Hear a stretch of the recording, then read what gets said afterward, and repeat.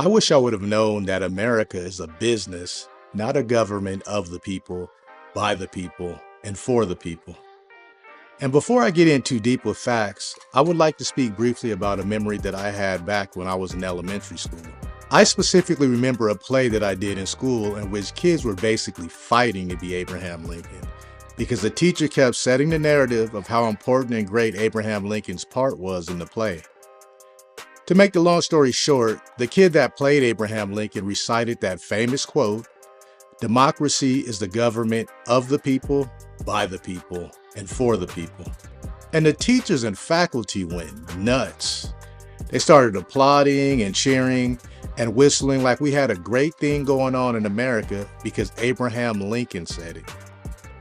All the kids were all happy and cheering and smiling because we felt we did something great and stood with the people, by the people, and for the people.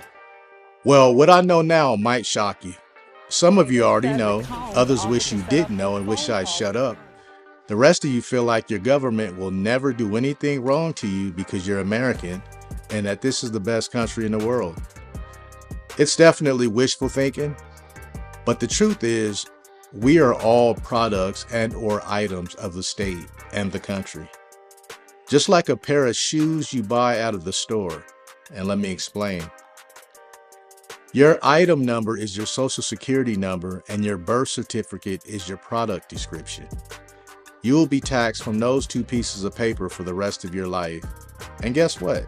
If you don't have those two pieces of paper, you will not be able to purchase or acquire any assets that create wealth or income.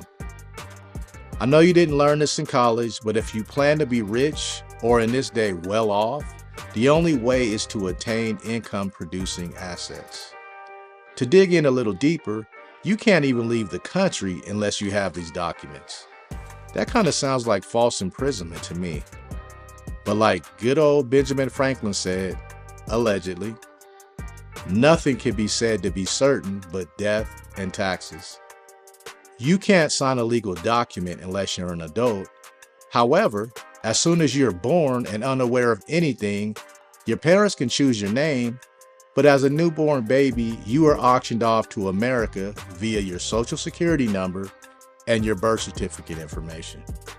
Because that is what America uses to classify you as their property. That's why illegal aliens are frowned upon so much, because they're not controlled in the way of having a social security number or a birth certificate from America. America sets a narrative that illegal aliens are convicts, they're criminals, they're wasting the government's money, when really they're just ordinary people born in another country.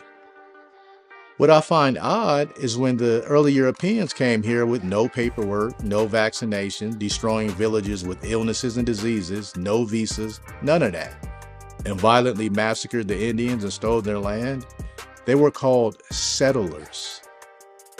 But if anybody else comes to this country in peace and search for a better way for their family, America calls them illegal aliens, which when you break the word down means you are an unlawful, illegitimate, illicit criminal because you're from another country, unless you go through naturalization and or classify yourself as property of the USA so you can pay taxes and be controlled. Reality sucks and most people can't handle the truth, but my job is to make you aware of what things really are. Allegedly.